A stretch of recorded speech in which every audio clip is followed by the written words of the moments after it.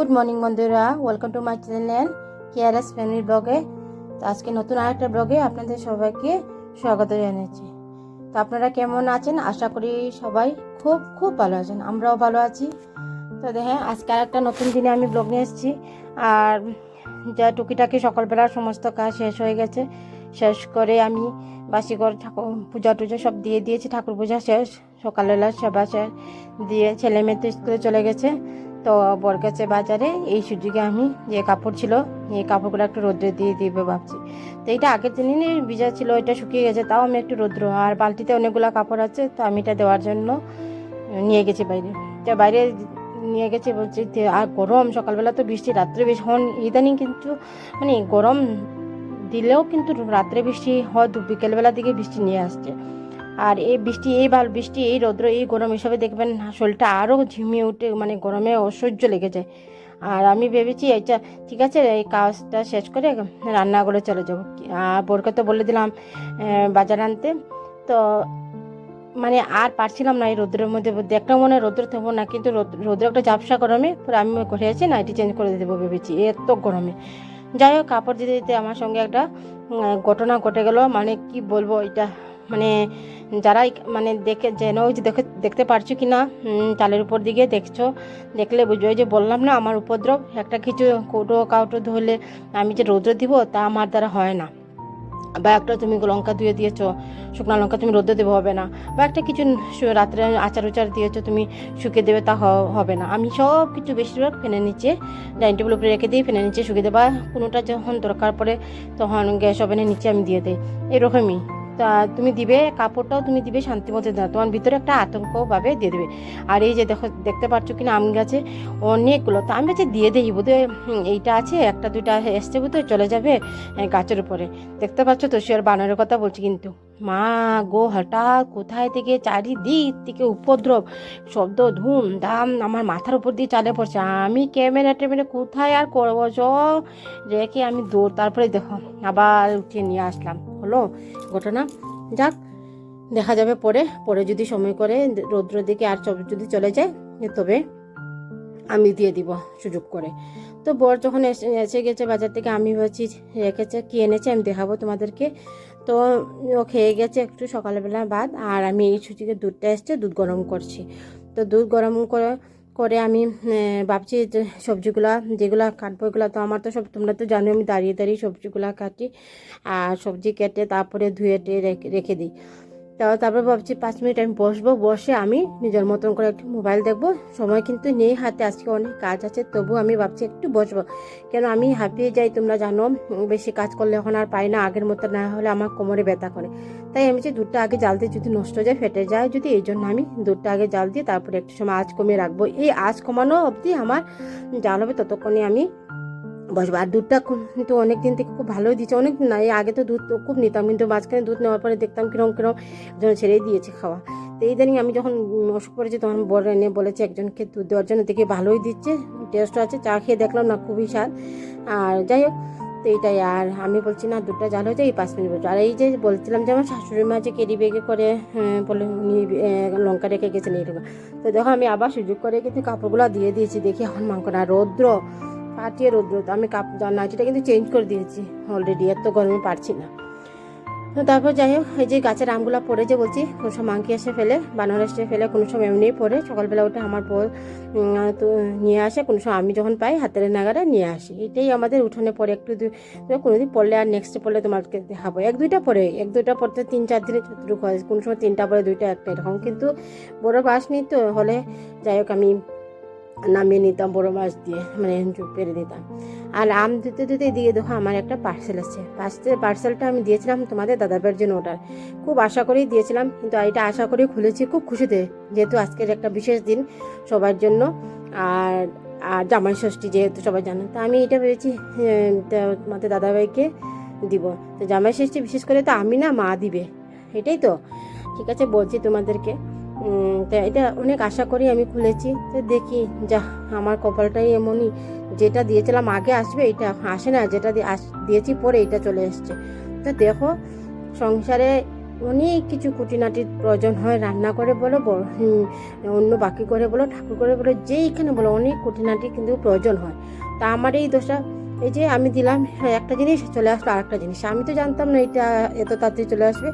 যাক, এসে গেছে। তো আমি এটা বের করে দেখছি সব ঠিক আছে নি, একটু নরম প্রথম দেখলাম, পরে দেখি না ঠিক আছে, আস্তে আস্তে যেহেতু সময় যাচ্ছে এটা শক্ত হয়ে গেছে। তো যাই হোক, আর বললাম যে আমার কপালে কথা বলি, আর 5 জনের মতো, ওই যে বললাম তোমাদের দাদাবার জন্য গিফট দিব ভেবেছিলাম, আর গিফটটা তো মাই দিয়ে আজকে জামাই ষষ্ঠী হিসেবে, কিন্তু আমি দিচ্ছি আমার মন খুশিতে। তো আর 5 জনের মতো আমার বরের আর সেই কপালে আর সেই ভাগ্যতেই নেই জামাই ষষ্ঠী খাওয়া। কারণ তোমরা শুনলে বলবে কেন জানি না আমার বাপের বাড়ি এরকম। তো যাই হোক, মা বিয়ের পরে আমার আবদার ছিল যে সবাই জামাই ষষ্ঠী করে, অফিসের সবাই স্টাফ যায় শ্বশুরবাড়িতে, জামাই ষষ্ঠীতে, তোমাদের বাপের বাড়িতে নেই নিকিতা। আমিও এত বেশি জানতাম না জামাই ষষ্ঠী হিসাবে, এখানে শুনতাম। আমাদের বাপের বাড়ি যেহেতু নেই, আমি তো জানতাম না। তো মাকে বললাম, কোনোদিন দেখি না দাদা ওরা ওইরকম যেতে। তা আমি বলছি, মাকে বললাম, মা তোমাদের জামাই তো ষষ্ঠীর খুব বিয়ের পর নতুন প্রথম বছরের কথা বলছি, তো বলছি মা তোমাদের জামাই তো খুব ইচ্ছে হয়েছে জামাই ষষ্ঠী খাবে। তো জামাই ষষ্ঠী তেমন কিছু না, শাশুড়ি মাকে একটা শাড়ি দেওয়া, আর জামাইকে একটা শাশুড়ি মা কিছু একটা দেবে, যেটা হোক, ছোটো হোক বড়ো, যেটা একটা কিছু দেবে। আর তুমি নিয়ে যাও শাশুড়ি মার জন্য, শ্বশুরের জন্য নিয়ে যাও, এটা তোমার ব্যাপার। তো যাই হোক, হ্যাঁ এই বলে মাকে বলেছিলাম, তখন মা মুখের উপরে বলে দিল না হবে না, বাবাও বলে দিল হবে না। কেন হবে না? আমিও বলছি না, বাবা আর মা তো না করছে, তোমাদের দাদাভাইকে বললাম, ওর মনটা খারাপ হয়ে গেছে। তো মাকে আর এটা ভালো থেকে প্রশ্ন করে উঠিনি যে মা কেন, পরে নিজেরও মনটা খারাপ লাগছিল, কেন এরকম বললো, মা আর বাবা তো কোনোদিন না করে না। তো আমি ভেবেছি আচ্ছা ঠিক আছে, জিজ্ঞেস করে নি মা কেন এরকম হয়েছে কেন। তো মা বলছে যে জিনিসটা করার পরে যদি তোমার খারাপ ওই জিনিসটা করতে হয় না, মানে বুঝলাম না। তো যাই হোক, মা বলছে যে এরকম আমাদের সবের বড় জেঠিমা ওনাকে ফোন করেছিলেন যে এরকম জামাই তো যে ষষ্ঠী খাওয়ার খুব ইচ্ছে, আর কি করবো না। তখন জেঠিমা বললো না, কেন না, যে অনেক আগে আমার বাপের বাড়িতে এরকম ষষ্ঠী করেছিল, ষষ্ঠীর দিন সবাই এসে খুব আনন্দ ফুর্তি হচ্ছিল, হঠাৎ করে কি একটা ঘটনা হয়েছে, বলতে ইচ্ছে হচ্ছে না, তবু বলছি কে জানি মারা গেছে। তো মারা যাওয়ার পর থেকেই ষষ্ঠীটা উঠিয়েছে, আমরা ভাই বোনের যে ষষ্ঠী দেওয়া হয়, মা ছেলে মেয়েকে দিয়েছে, এগুলো সব ছিল। এই যে ষষ্ঠী উঠানো হয়েছে, তারপর থেকে আর ষষ্ঠী নেই। কিন্তু খুব খারাপ লাগে যখন এই কথাটা শুনি, ঠিকই যার ঘরে হয়েছে তো হয়েছে, খারাপ হয়েছে, কিন্তু দেখো এই একটা জিনিসের জন্য, একটার জন্য পুরা পুরা মানে যতজন বংশের আছে ততজনের করে কিন্তু এটা আর হবে না।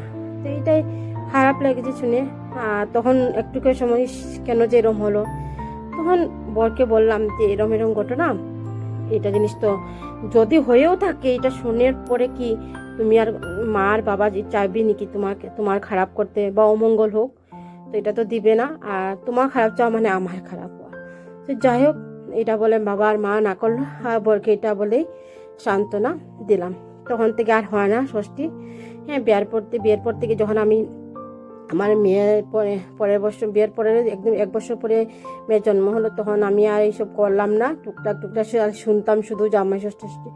তার আমার পরে খুব ইচ্ছা, শেষ ইচ্ছাটা চলে গেল মিশে। তো এই ইচ্ছাটা চেষ্টা করি আমি পূরণ করতে, কিভাবে, এটাই তো খাওয়া দাওয়া, একটা গিফট নেওয়া। তো ঠিক আছে, শাশুড়ি মা দিচ্ছে না, স্ত্রী দিয়ে দিবে, এটাই। তো আমি এইখান থেকে চেষ্টা করি যে প্রত্যেক জামাই ষষ্ঠীতে আমি আমার মনের মতো যেটুকু কিছু করার। তো আমি আর এরকম করতে পারি না, এই যতটুকু পারি। তো প্রত্যেক বছরের মতো এবার এরকম হই হাল্লা কিছু না, অল্প একটু সামান্য কিছু তোমাদের দাদাভাইয়ের জন্য করছি। কি করছি পরে দেখাচ্ছি তোমাদেরকে। আর তো এই যে দুপুরবেলা চলে এসছে অফিস থেকে, তা আমাকে বলছে কি রান্না হচ্ছে, না তেমন কিছু, যেটা তুমি বাজার নিয়েছো সেটাই করছি।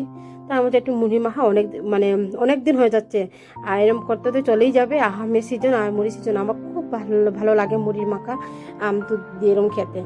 তো বলছে ঠিক আছে। তো আমরা দুজনে খেয়ে গল্প করছি যে আর কতক্ষণ বাকি। আর কিন্তু বিশ্বাস করো, তখন আমি রান্নার তেমন একটা কিছু স্টার্টই করি না, সব কেটে কুটে রেখে দিয়েছি, তো স্টার্ট করে নেয়, মানে অল্প একটু স্টার্ট করে এসে গেছে। আজকে ও তাড়াতাড়ি চলে এসছে, আমি বলে দিয়েছিলাম একটু তাড়াতাড়ি চলে আসবে, কিন্তু অন্যদিকে কাজ থাকলে কাজটা বন্ধ করে তুমি চলে আসো। বলছো ঠিক আছে, কেন একজন থাকলে একটু কিছু আরও আমি ফট করে যে নিচে হয়ে বা একটা কাজ বা বাইরে, তখন দেখবে অনেক ঝামেলা একসঙ্গে পড়ে যায়।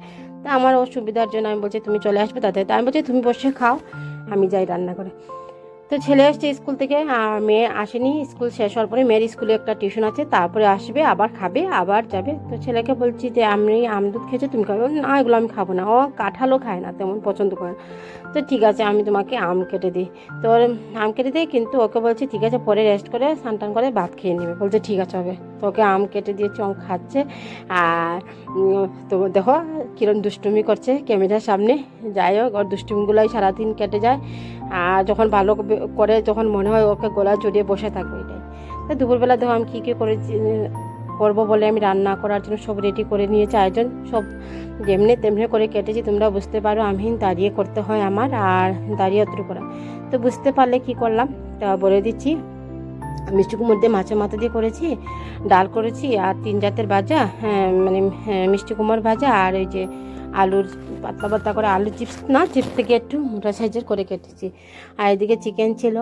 আর টক যে আমটা, যে গাছ থেকে আম দেখেছিলাম যে এই আমটা করেছি টক, মিষ্টি টকই করেছি। আর মিষ্টি ছিল না, আমি তেমনভাবে বলি না। আর আমার করে যে পায়েসের চাল থাকে সব সময়, আমার ছেলে আর মেয়ে পায়েস খেতে পারে, আমরা সবাই পছন্দ করি। তো এটা দিয়ে পায়েস মানে মিষ্টি নেই।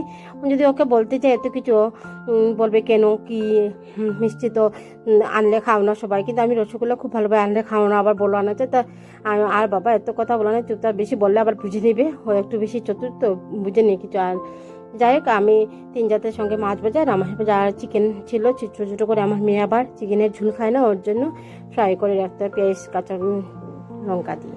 তো যাই হোক আমি এটাই করেছি। দেখো কীরকম হয়েছে বলবে, আজকে মেনুটা তোমাদের কীরকম লেগেছে। তো বর তো বুঝতেই পারলো না আমি যে কী করলাম, ও চমকে কেন, হ্যাঁ তুমি বললে শুধু চিকেন করবে আর ডাল করবে, আলু ভাজা, এটা তো আমাদের করে কমন, এটাই করবে। এত কিছু বুঝতাম না কী ব্যাপার, ওর মাথাতেই ছিল না। বললাম না, মানুষের মাথাতে সময় সময় উঠে যায় কোনো কোনো কথা। যদি তোমার শরীর অসুস্থ থাকে বা তোমার মন মেজাজ যদি ভালো না থাকে, আর আমি এই শরীর নিয়ে যে এত কিছু করবো ভাবতেই পারে না। তো যাই হোক আমি বলছি খাও না, মনে করো তো আজকে, মনে বুঝো না কি আজকে কেন করেছে, ও মাথাতে নেই। তো যাই হোক মাথাতে নেই, তো আমি বলে দিলাম যে আজকে ষষ্ঠী ছিল, তা যেটা শ্বশুরবাড়ি খেতে হয়, এটা শ্বশুরবাড়ি না, তোমার জন্য এটাই আমি করলাম। ও তোমার মনে আছে তুমি করেছো? আমি হ্যাঁ করেছি, খাও। তো যাই হোক দুজনে খাওয়া দাওয়া শেষ করলাম, আর আমি বসে রয়েছি ও কখন উঠবে। এটা ছেলের পাত থেকে আমি উঠে গেলাম, বসে গেলাম, আর ছেলের পাতে আমি বসে বলেছি অপেক্ষা করছি কখন ওর তোমাদের দাদাভাই উঠবে আর আমাকে দেবে। যদি কেউ আমাকে ভাত দেয় আমি খুব খুশি হই। আর এটা আমি তৃপ্তিতে খাই নিজের হাতে নিয়ে, আমার খেতে ভালো লাগে না। আর একা করে যদি থাকি, যদি ও যাই অফিসে কাজ, যদি চলো অফিসেই থাকে, যদি অফিসের কাজ যদি বেশি থাকে, তখন আমি নিজে অল্প নিয়ে খাই, মানে আমার ওই টেস্টটা আসে না, একা খেতে সত্যি ভালো লাগে না গো। যাই হোক দুজনে কথা বলে বলে, আর এদিকে তাড়াহুড়ো মেয়ে এখনই ফোন করবে যে বাবাই চলে আসো তাড়াতাড়ি, আমার ছুট্টু গেছে, তারপরে আসবে নাকে মুখে খাবে। আর এই জায়গাটাতে মেয়েকে অনেক মিস করেছি, সবসময় কি চলে আমরা একসঙ্গে বসে খাই, আজকে সব একসঙ্গে পড়েছে, কী করবে, স্কুল আছে, স্কুল তো আর বন্ধ করতে হবে না। তো মেয়ে এসে আবার তাড়াহুড়ো করে খেয়ে আবার টিউশন আছে চলে যাবে। তো যাই হোক মেয়ে তো এত বেশি সাজিয়ে ওকে দিনে অত কিছু না, শুধু চিকেন ফ্রাই দিয়ে আর ডাল দিয়ে খেয়ে নিয়েছে। তো ব্যাস সন্ধ্যার সময় আসার পথে মেয়ে বললো মা কিছু নিয়ে আসবো খাওয়ার। আমি যে তোমরা যদি খেতে পারো খাবে, যদি বলেছো তো নিয়ে আসো।